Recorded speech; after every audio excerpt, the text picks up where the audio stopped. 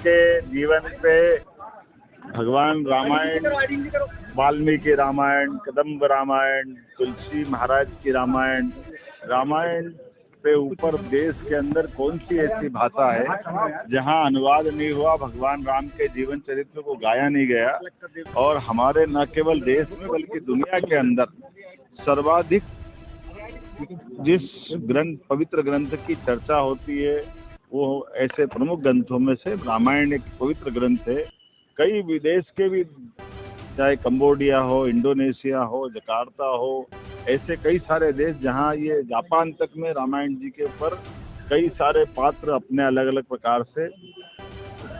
परिवार की विविध प्रकार के भावों में भी भगवान राम को भजते हैं। और भगवान राम का जीवन भी आदर्श पति, आदर्श पुत्र, आदर्श पिता,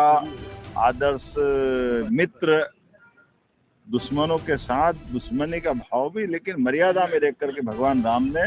जो अपना समूचा जीवन जिया वो अद्भुत है। मैं यहाँ जाबालीपुरम की ऋषि धरती जबलपुर में, जब यहाँ रामायण जी का मेला हो रहा है, मध्य प्रदेश सरकार भी उसकी सह प्रायोजक है। माननीय हमारे पूर्व मंत्री, माननीय विधायक अजय विश्नोई जी और डॉक्टर अखिलेश जी, गुमास्ता जी, ज्ञानेश्वरी दीदी और बहुत सारे लोग मिलकर के हर 3 साल बाद एक आयोजन करते हैं और उस आयोजन के अंदर देश भर के, दुनिया भर के विद्वानों को आमंत्रित करते हैं। आज मैं स्वयं शामिल हुआ, हमारे संस्कृति मंत्री भारत सरकार माननीय गजेंद्र सिंह शेखावत जी और परम पूज्य पद्म विभूषण राम भद्राचार्य जी महाराज, ज्ञानेश्वरी दीदी, ऐसे कई संत वृंद के साथ इस आयोजन का शुभारंभ हुआ और अलग अलग प्रकार के चित्रों का संयोजन करते हुए चित्र के प्रदर्शनी भी बनी है। और भगवान की चर्चा के माध्यम से आज का दौर तो और आनंद में है,